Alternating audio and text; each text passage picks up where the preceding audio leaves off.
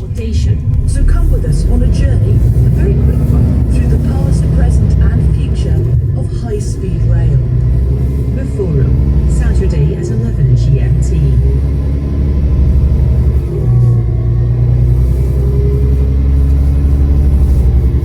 In part 2 of Outlook, Canon Gideon makes his HIV awareness campaign global, but begins to wonder if others will speak out too.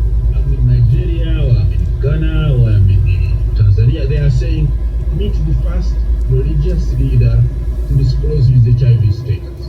At first, I loved the introduction, but later on, I thought, oh, where is the second? Could I be the odd man out? That's after the BBC World Service News. BBC News with Danielle Yarowiecka. People in southern Lebanon have been fleeing their homes en masse after extensive Israeli airstrikes on Monday. The Lebanese Health Ministry said nearly 500 people were killed and more than 1,500 injured. Israel says it hit more than 1,000 Hezbollah cruise missile, rocket and drone sites. The Biden administration says it will present concrete plans for ending the crisis in Lebanon at the UN General Assembly in New York this week. The EU's foreign policy chief, Josep Borrell, warned that the conflict was turning into a full-fledged war. The trial of the former Transport Minister of Singapore gets underway today, with S. Iswaran facing 35 charges, including corruption and obstructing justice. He's also alleged to have accepted gifts worth more than $300,000. President Biden has held talks with the leader of the United Arab Emirates, Sheikh Mohammed bin Zayed Al Nahyan, on the conflicts in the Middle East and Sudan. The two leaders called for an immediate ceasefire between the Sudanese army and paramilitary rapid support forces. A new study shows the Amazon rainforest has lost an area the size of Germany and France combined to deforestation in 4 decades. The loss has fueled drought and record wildfires, releasing massive amounts of carbon dioxide.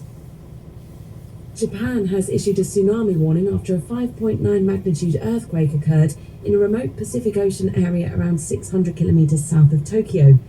Authorities said waves of up to a meter could be expected at the Izu and Ogasawa Islands.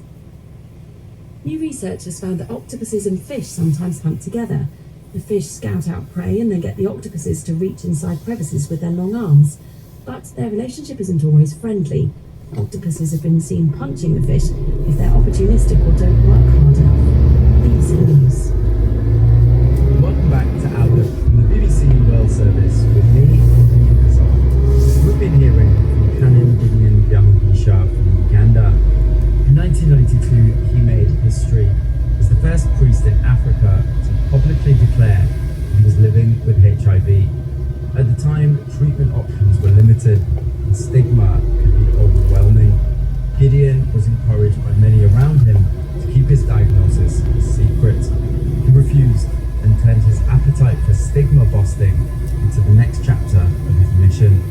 And so specifically, rather than being meek and rather than being silent after telling people about your diagnosis, you began a new mission, and that included working in the Archbishop's office as an AIDS awareness trainer. Why was that important to you, and what was your experience?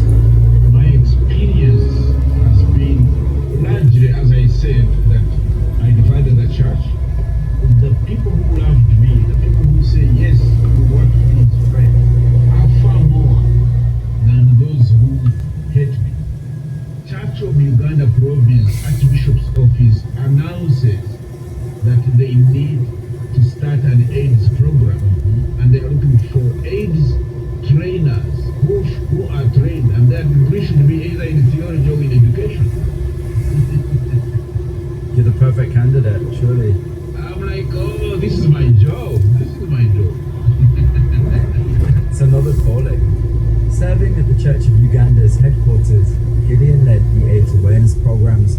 He also worked as an advisor for World Vision and as a minister in 2 local parishes. Tell me what life was like being in a parish. The stigma I faced in the parishes is the same stigma I faced at the theological college. But in the parishes, you are dealing with people.